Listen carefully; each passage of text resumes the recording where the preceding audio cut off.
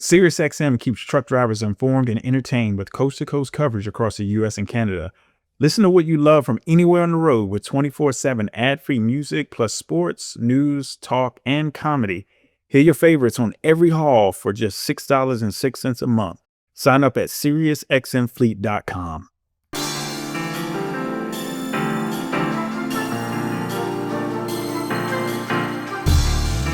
Welcome to The Long Haul, the podcast dedicated to empowering small carriers and owner-operators to drive their business forward.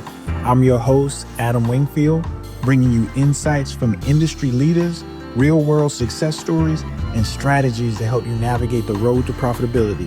Whether you're just getting started or looking to take your fleet to the next level, this is the show where trucking meets opportunity. So buckle up, it's time to go the distance.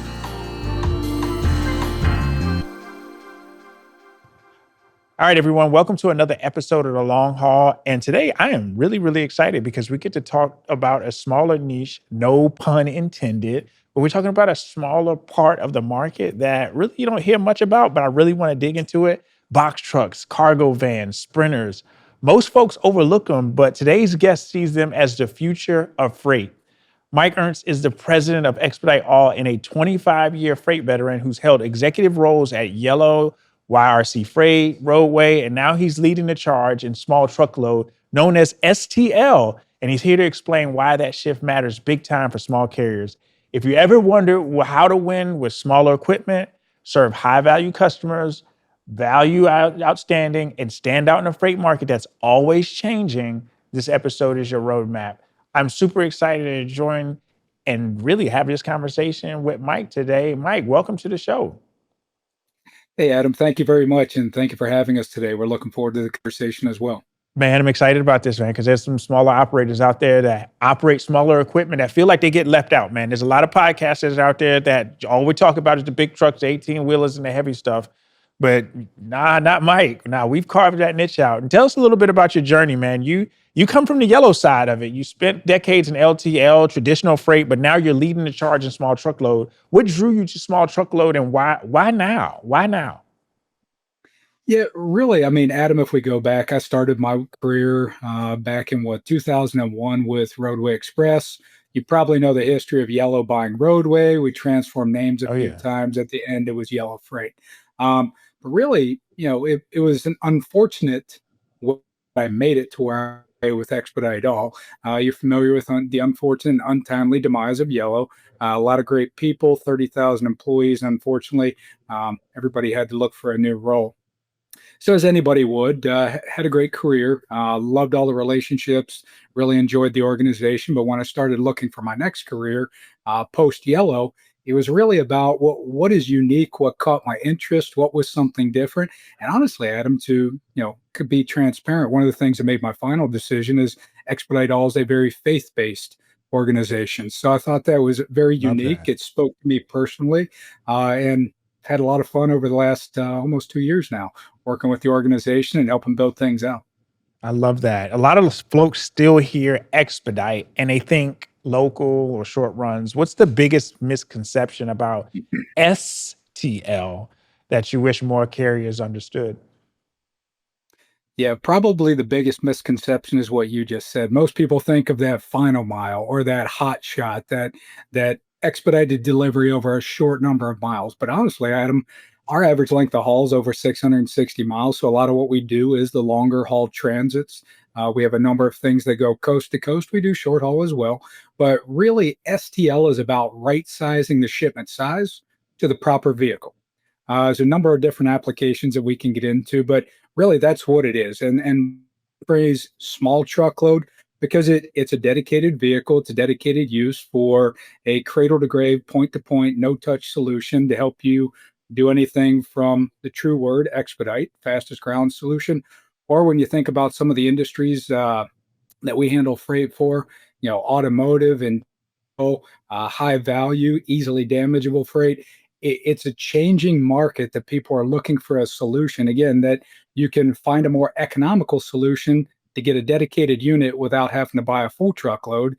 And it's that space in between LTL where you really don't want the slower service or the multiple handlings where things can go wrong. So we're having a lot of fun in this space, Adam. Well, let's break it down then. How do you define small truckload?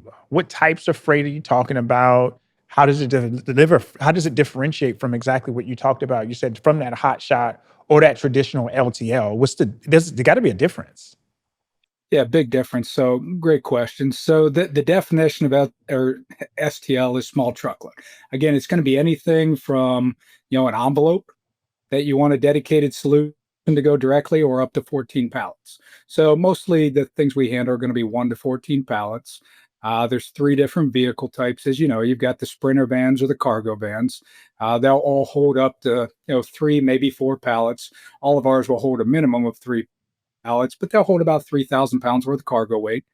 You've got the box trucks, and I do like to differentiate what's a box truck versus what's a straight truck. Your box trucks are going to hold up to 6 pallets worth of cargo and about 4,000 pounds. Now, the box trucks are non-dock high. You can't drive a forklift into them. They do have the ramps and risers to get the rear end dock high so that you can have a forklift set the freight on, but you can't drive into them. And then you have the straight truck that'll handle 14 pallets up to about 9 or 10,000 pounds.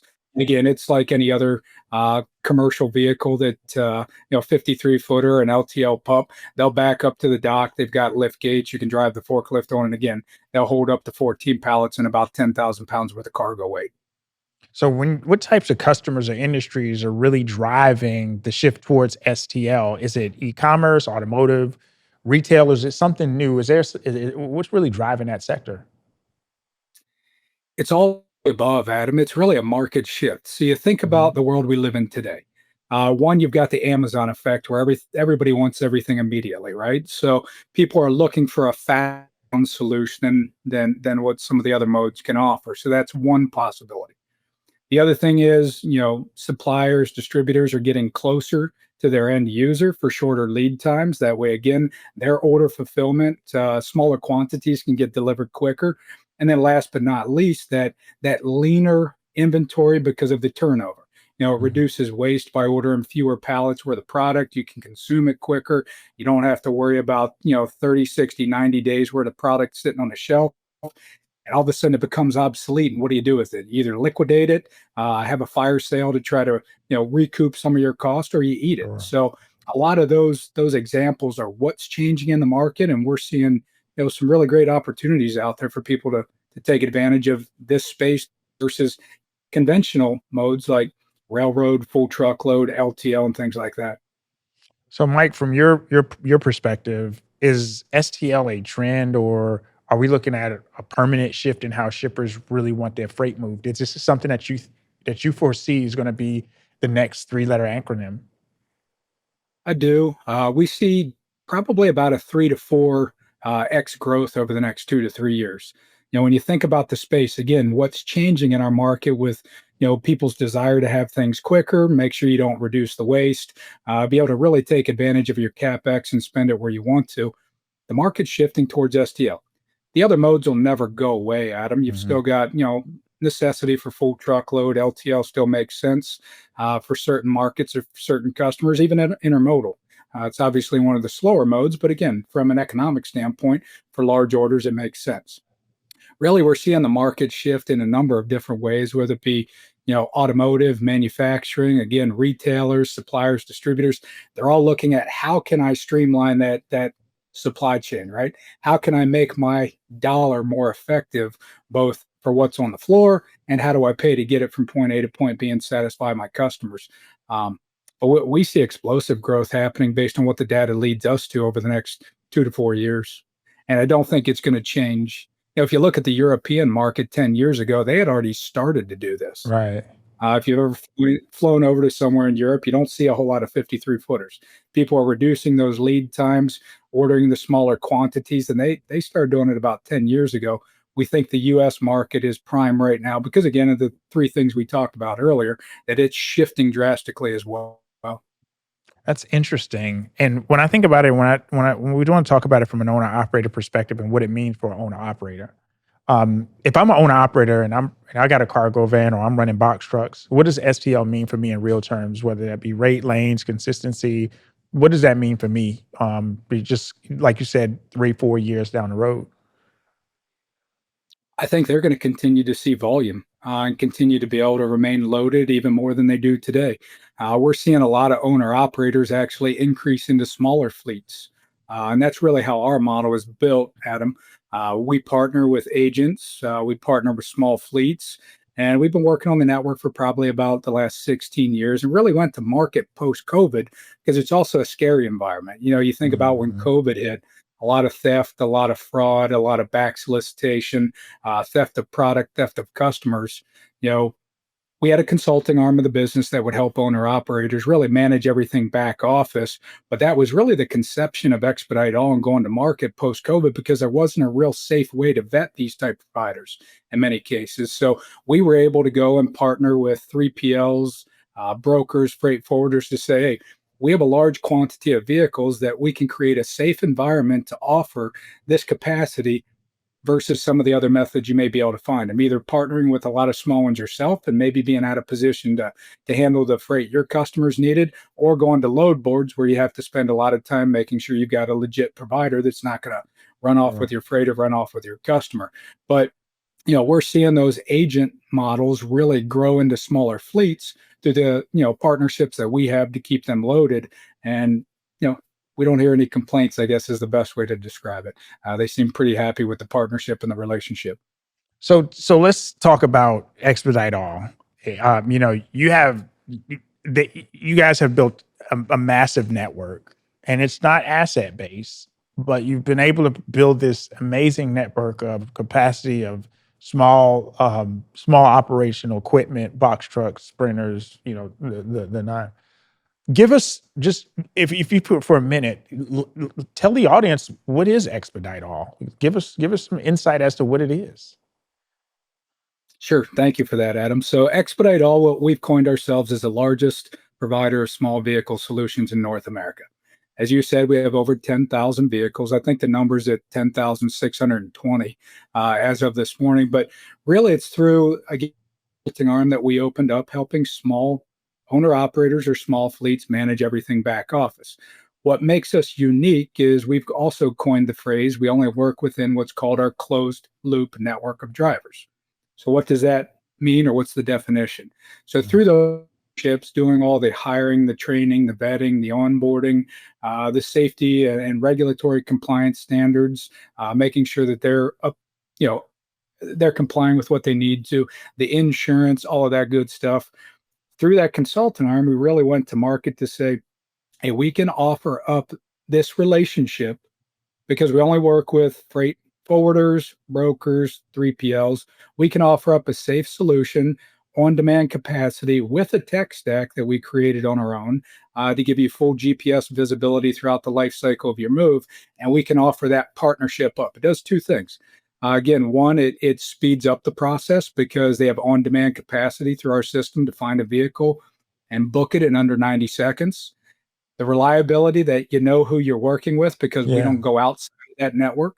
If we don't know them, if we haven't worked with them, if they're not complying with the standards, we don't offer up to our partners. And then last but not least, it gives you time back in your day from a vetting perspective and all the different things you'd have to do if you went outside. So I don't know if I answered your question there, but kind of what Expedite All is. We do everything North American. We can do cross border Canada. We can do cross border Mexico. We can do intra Mexico and obviously the lower 48. But every one of these vehicles, again, gives you on demand capacity. You've got an origin destination pairing. You plug it in, the system tells you whether we have a vehicle that can make that pickup and delivery requirement. If you book it, that vehicle is an exclusive use vehicle from origin to destination. It's a no touch solution, and it's the fastest ground solution you can provide door to door service with. But Awesome. that's how we've gone to market, and we're having a lot of fun. I mean, as an organization, we do about 2,000 shipments a day, and again, we see this growing 3 to 4 times over the next 2 to 3, maybe 4 years, worst case scenario.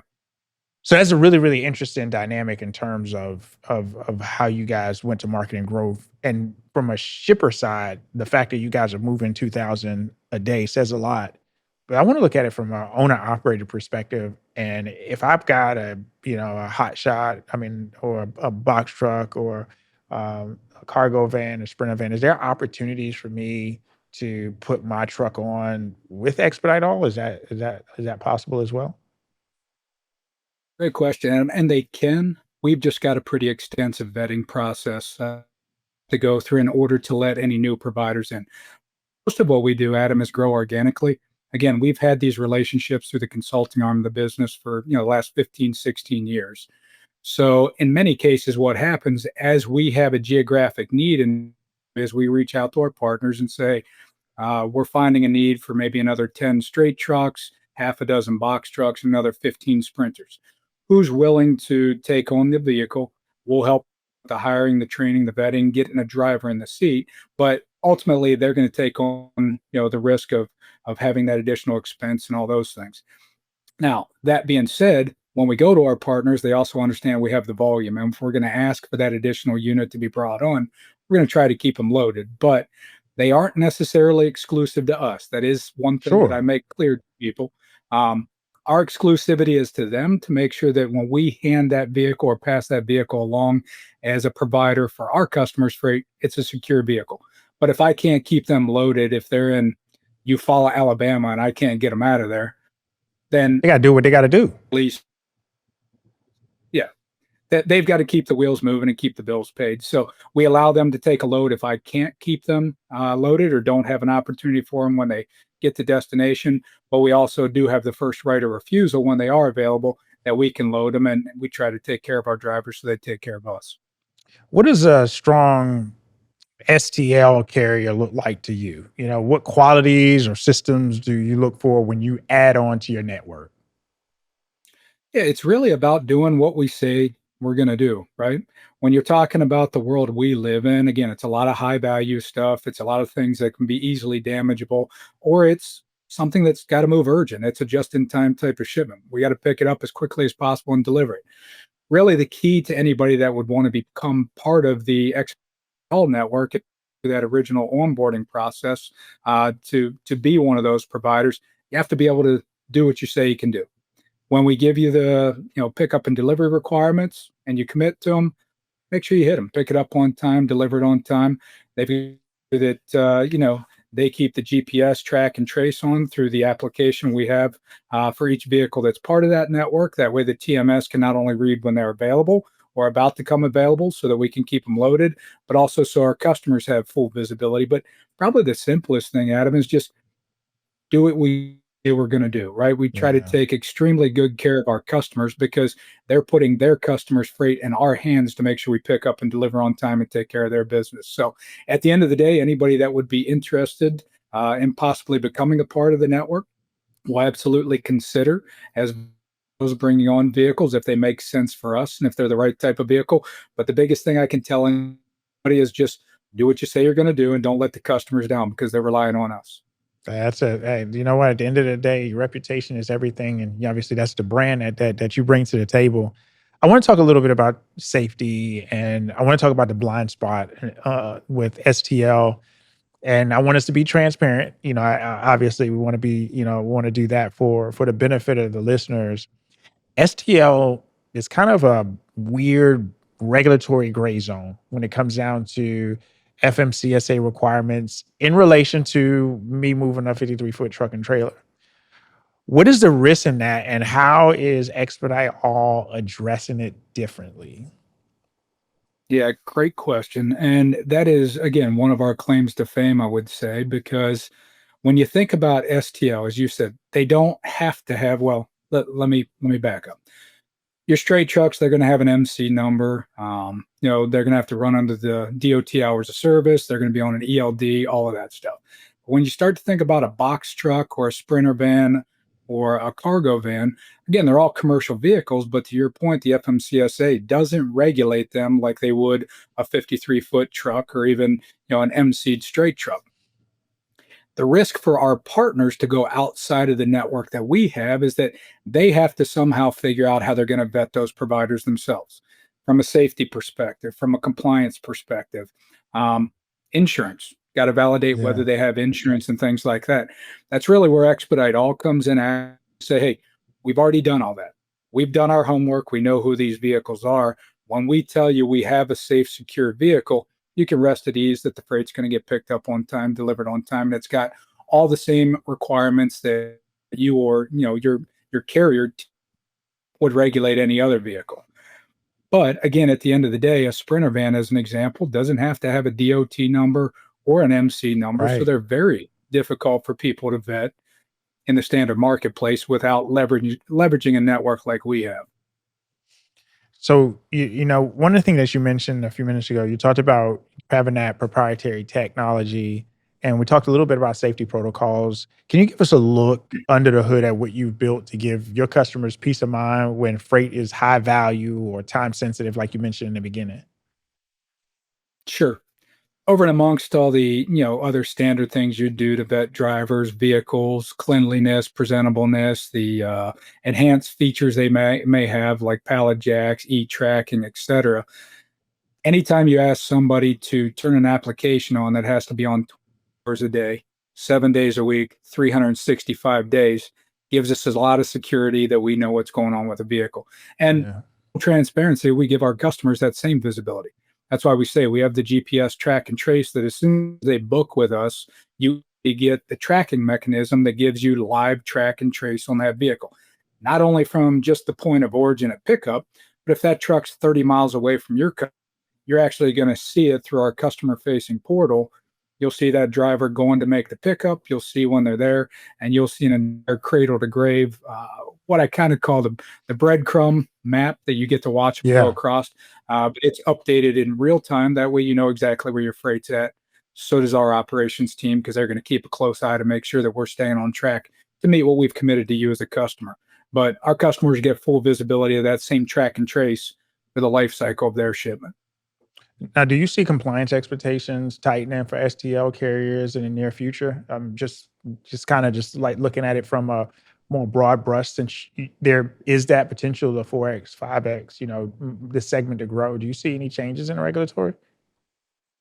Regulatory changes always take place, Adam. I would speculate as the market continues to grow, the FMCSA is probably going to take a little more interest um, from a regulatory standpoint, but I don't know when that would be. I mean, they've got their hands full with a lot of other things. And Yeah. I think even, relatively speaking, when you're talking about full truckload, LTL, intermodal, things like that, it's a much larger piece of the pie. Now, again, we see this growing to 4x over the next 2, 3, 4 years.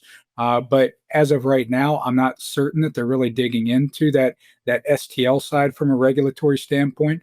Um, but who knows what the future may hold? You never know.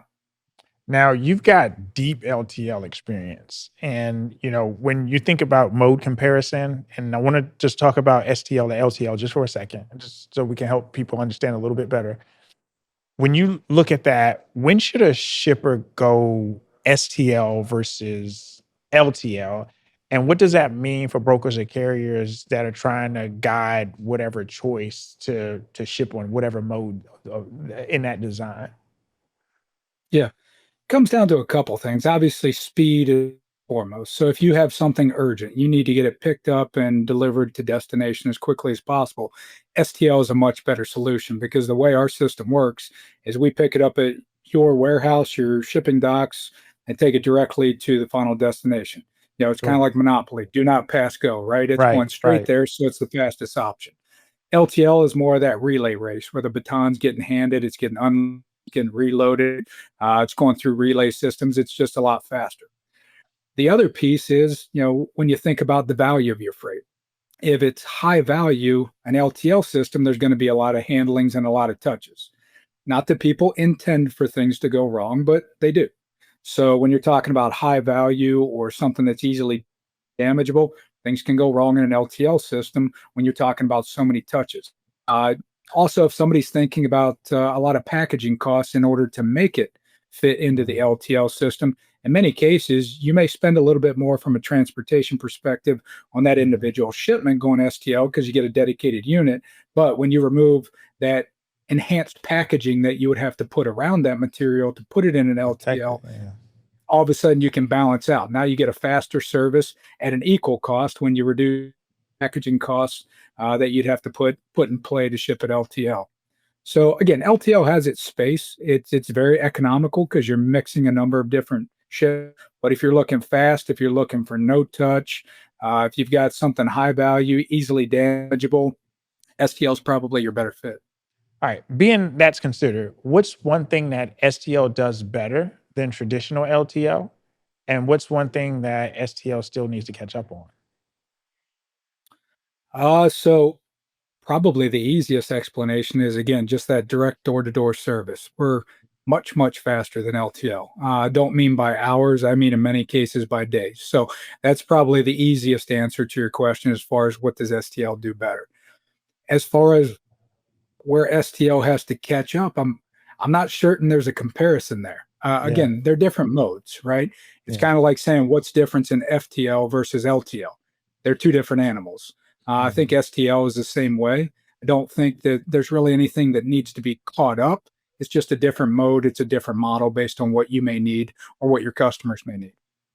So, and when you think about the trends in the industry, and that's a great, great point. When I look at the trends in the industry, what are you seeing on the floor at events? You know, you've been in the F3s, the broker carrier summits that small carriers need to pay attention to, specifically based on what you're starting to see.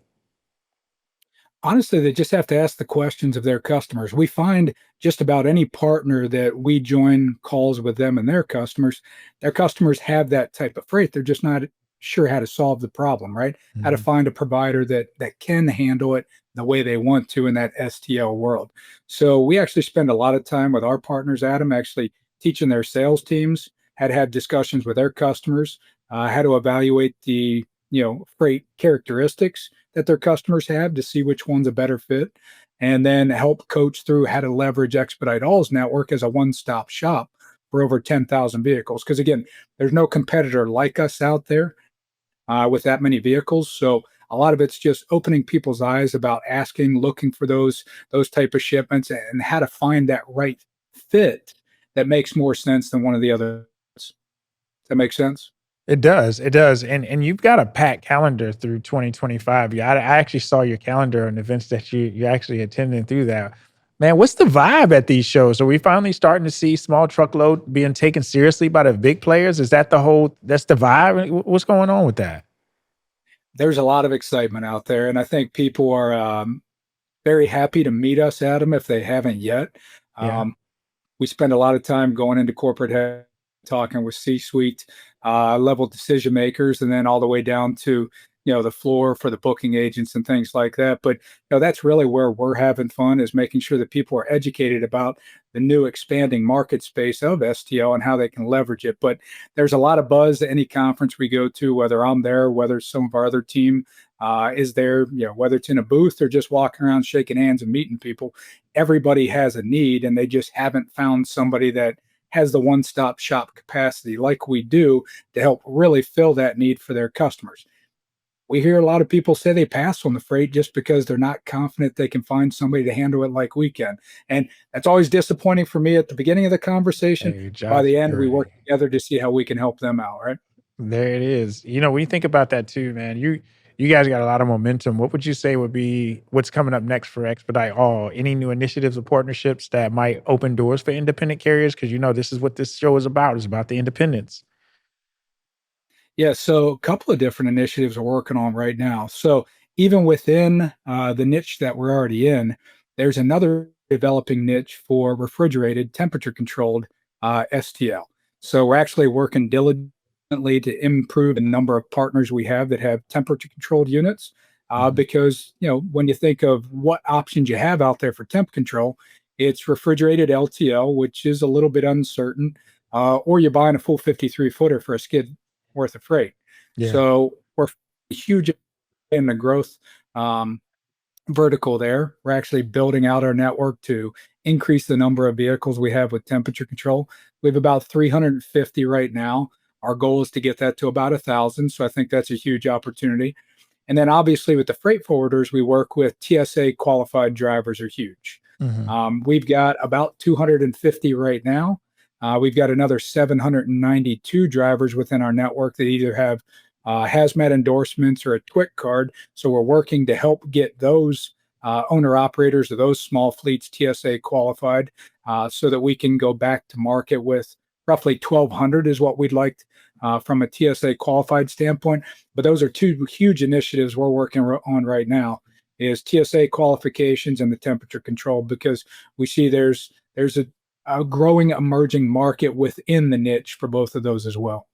Just from our conversation today, it just really opened my eyes up as far as like you said, it's an emerging marketplace because you had partial, you had LTL, you had full truckload.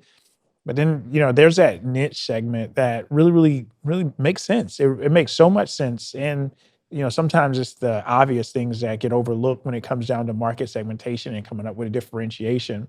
So would you say that there's room for smaller fleets to specialize in this specific space and perhaps carve out a niche without competing with the folks such as yourself? Absolutely. I mean, you think about the NFL cities or the major metros, there's always going to be a consumer demand for STL in those markets. People are going to need somebody to fill that void. Now, option two, as we talked about earlier, we're always considering what kind of providers could become part of our network or join us. Again, we hold some pretty rigid standards because, we again want to go to market and do what we say we can do.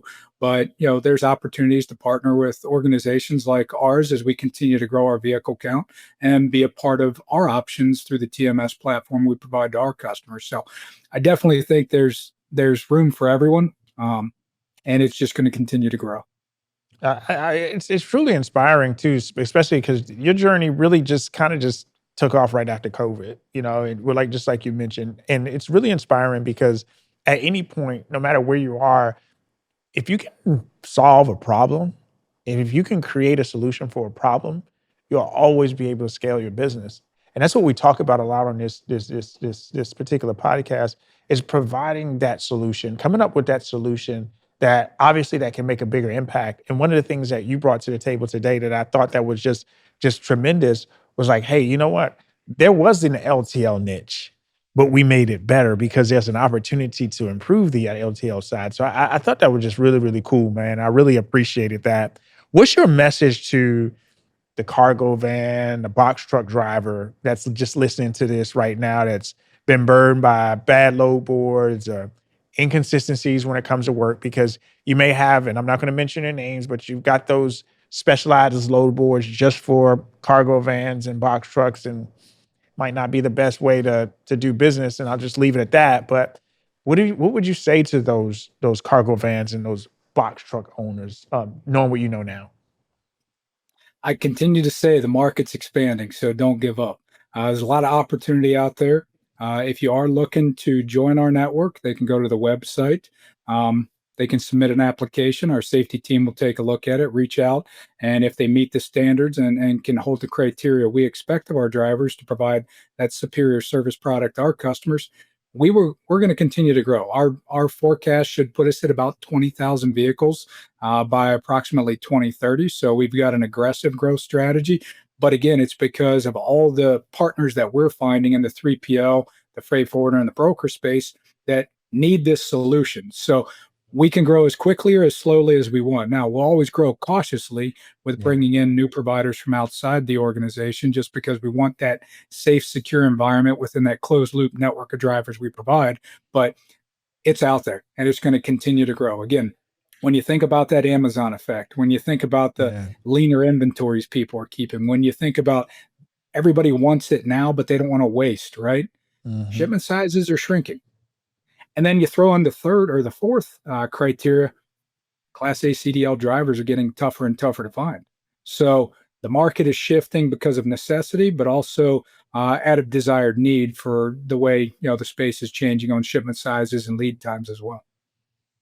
So, Mike, I'm gonna put you on the spot, and I'm gonna give you the keys to a brand new Sprinter 2500, and you have the platform is not a place that you can go right now. If you had to build an STL fleet from scratch, knowing what you know right now, what's the first thing you focus on? Equipment, lanes, relationships, compliance. Walk us through a step-by-step journey and what's the first things that you would focus So the answer is yes to all of them. Every single one is just as important. You know that. That's a little bit of a trick question. I mean, on. you have to be compliant. You have to be safe. You have to have the quantities. Relationships relationships are everything, whether it's between the company and the driver or the company and the customer. All of those things are important.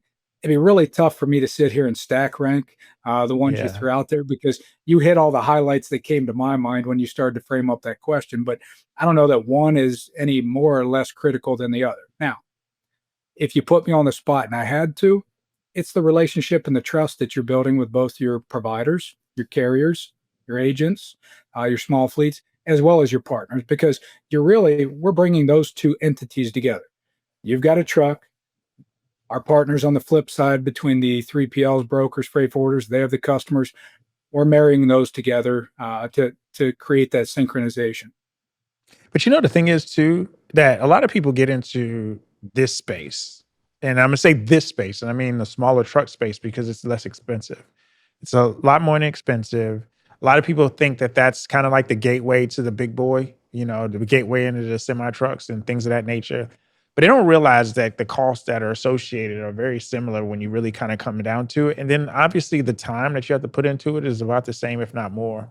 And so when I think about like that space, and then you got to remember, like, man, during COVID, there was a lot of weird stuff happening. You had a lot of people buying up box trucks and thinking that, you know, obviously this was going to be the new wave. And then all of a sudden that they had to suffer the same demise as those folks that went in and bought semi trucks at the same time.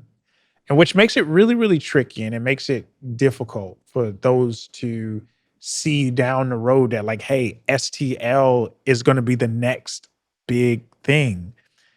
What can you give as far as not even an insurance? And because I would dare to ask that, but what are some of those things that you can say, hey, yes, this is going to be another growing niche. We see it, we're banking on it, we're investing in it, we're putting almost 20,000 units in front of this in 2030. What gives you that confidence is really what I want you to portray to the audience. Yeah, I mean, if you're talking to somebody that's thinking about going out and either buying a 53-foot truck and trailer, or a smaller unit like the cargo vans, the box trucks and straight trucks, the obvious one you already mentioned, the initial upfront investment. There is a significant difference there, no doubt. But at the end of the day, I think you know the space is evolving. I can't say it enough. I mean, when you look at what the market, what the economy is doing, the lack of CDL qualified, that Amazon effect, all of those good Yeah. things, it is exploding. I mean, we wouldn't have a plan to get to 20,000 vehicles in the next 4.5 years if we didn't fully think that that's where the market is going. Yeah. Again, when you look at the year-over-year growth rates that we've had, the customers we've talked to that want to expand new verticals because it's something they've never dabbled into before. And when I talk about partners, I'm talking about partners that you can read on the top 100 list. So these aren't small brokerages, these aren't small 3PLs, small freight forwarders. They see where the evolution is going. Mhm. Again, some of it out of necessity because it's getting tougher and tougher for a class A CDL driver to, do what they do and the expenses that they have. I was watching one of your earlier podcasts is on, what it costs to buy a truck, what it costs to buy a Mhm. trailer, what it costs for, DEF, what it costs for fuel. You think about all those things. There's less of an investment, but there's no shortage of work. That's right. We find work for our drivers every single day.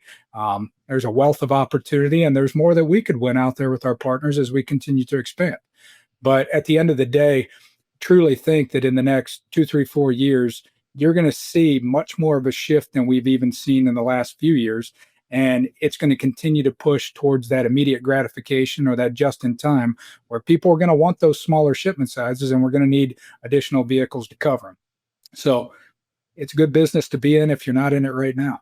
And you know the crazy thing is, and I had to think about this when you said it at first. You was like, we want to get to 20,000 units by 2030. And it feels like 2030 is so far away, but it's only 4.5 years away. So we're already on the cusp of another decade, another opportunity to really like look at expansion. And realistically, when it comes down to the transportation market, I really feel like it is dying for a better solution.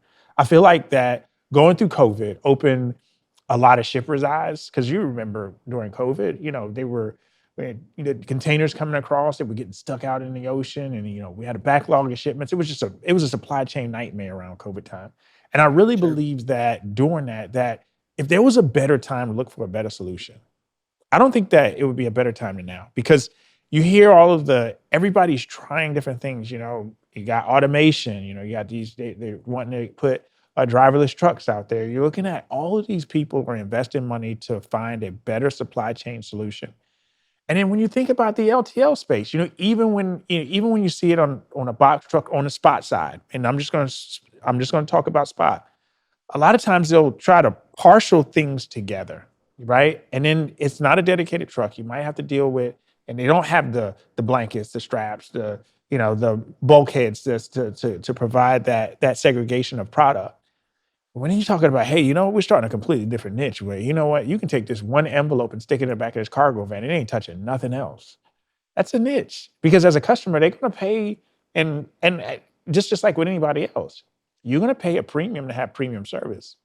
And if that premium service means that I can load a china cabinet onto the back of your 24-foot straight truck, and I know that hella high water that there's nothing else going to be around it, and it's going to get to my location without having, a rug or another box, swing into it during transit, then you're going to take that. Yeah. And then you even think about the delays when you start parsing freight and putting two, three, four customers on the same truck. Delays happen, whether it be traffic, whether it be trying to get unloaded or loaded. You lose a little bit of control over your, desired delivery date at that point as well.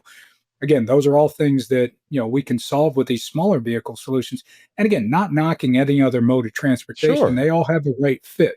LTO has its purpose. Full Yeah. truckload with those larger quantities has its purpose. Rail has its purpose. There's nothing wrong with them. It's just we're finding there's a much larger demand. People just haven't been able to solve the riddle, right? They didn't have an answer to the test. And we've been fortunate enough that we had built up that network through that consulting arm. So we had it. It was time, or the time was right post COVID when all the scary stuff was happening in the space with these smaller vehicles. Take it to market and say, hey, we can help you solve those problems for your customers and provide something safe, reliable, and once you book with Expedite All, you can book it and forget it, right? Move on, do something else. We'll take care of the transportation side and keep you posted. The crazy thing about it though, and it's weird to even think about, and you just think about it for a second. It seems extremely weird that you've got a 2,500 Sprinter van with just an envelope and bubble wrap in it, going from shipper to destination. Especially when you think about utilization, you think about being optimized efficiently. How efficient is that? But then you have to think completely different on the STO side, right? Well, we don't like to share a lot of customer information, but I'll give you an example of one of our partners. They're shipping computer equipment that has sensitive information on it. We actually helped them create an SOP that not only documented with pictures, security tape, seals, rod locks, things like that, but also chain of custody forms.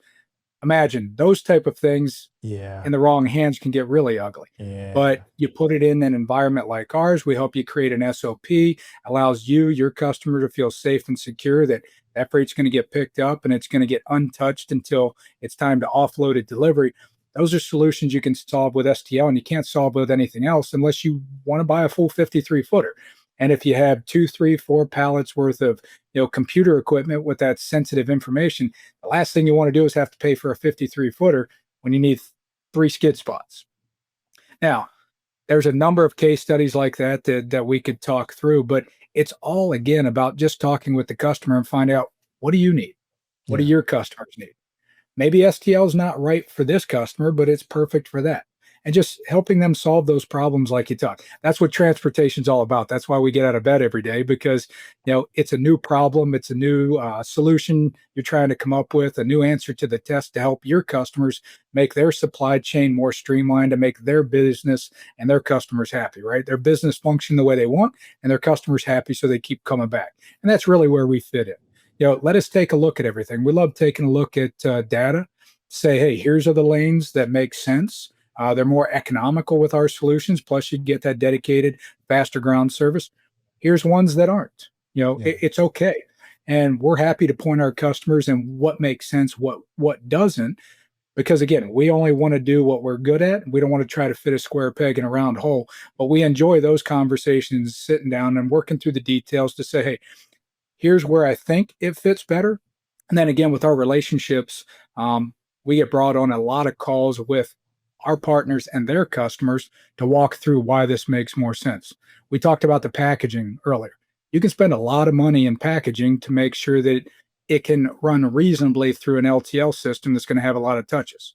Or you can save that money and invest somewhere else. Yes, your transportation costs on certain goods may go up compared to an LTL shipment, but when you can reduce the packaging spend, there's no service issues, there's no damage Mhm. problems. Customers happy, they keep coming back. You can reinvest and continue to grow another vertical by just trimming out that packaging waste. That makes sense, Adam? Absolutely, absolutely. This has been it's just been an amazing eye opener, honestly, Mike. To because it's one of those things like you would never think about a sub segment within a sector that could potentially create such a viable solution for folks. Just like you said, there's a niche for everybody. You mentioned that customer with the computer sensitive equipment. You can't put that on a regular LTL shipment and move that around the country. There's no way you could do. Well, you could, but the expectations on that would be very, very loose, for a lack of a better term. So it's been really a pleasure, really kind of learning that space, learning about Expedite All, hearing your story and your journey coming from Yellow, and really kind of describing that and talking about what the next 4 or 5 years look like. If folks wanted to reach out to you, wanted to learn more about Expedite All, how would they do so? Kind of tell them how they can connect with the company. Sure. We've got a few different ways. Obviously, we've got the social media sites. Feel free to reach out, ask for somebody to contact you. We'd be happy to sit down and talk about, what makes sense for you, what makes sense for your customers.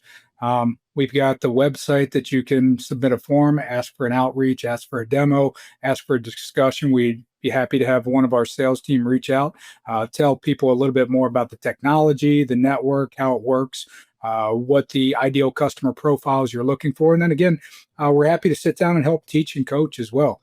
We want people to understand what's out there and what they're really looking for, and what makes sense and what doesn't, right? Again, we don't want to do that square peg in Yeah, a round hole. So we enjoy spending time with our customers, even just teaching them about the space, how it works, um, and then what customers to look for, which customers freight types fit well, and helping educate them on new verticals. that's right. That's right. Man, it's been awesome and truly a pleasure you joining us on this show today, Mike. And appreciate Mike for showing love to the part of the industry that most folks overlook because STL isn't small, it's strategic. And if you're running box trucks, vans, sprinters, now's the time to stop thinking like a gig worker and start thinking like a logistics pro. STL is growing fast, and the carriers who understand the freight, the tech, and the safety piece are going to lead the way. Salute to Mike for giving us the game, making sure you all look into Expedite All and everything that they've got going on over there because by 2030, they're about to go vertical. So, Mike, thank you so much for joining us on today's episode of The Long Haul. I'm excited for you and your journey of Expedite All. And for all my small operators out there, and when I mean small in size, not small in vision and aspirations, but all those think differently, think, act, and lead differently. And Mike has been an example on how you can take that mindset and really carve out a niche that's for you. If you heard anything on this podcast that you enjoyed, make sure you like, share, and subscribe. And if you heard anything on this podcast that really resonated to you, play it again. Make sure you digest it, make it digestible. Thanks again, Mike, for joining us today. Adam, thank you and the long haul for having us as well. Really enjoyed our conversation today. I appreciate you having us on the show. Thank you. Thank you. And thanks to everybody listening. And until the next episode of Long Haul, stay safe and stay profitable. Take care, everybody.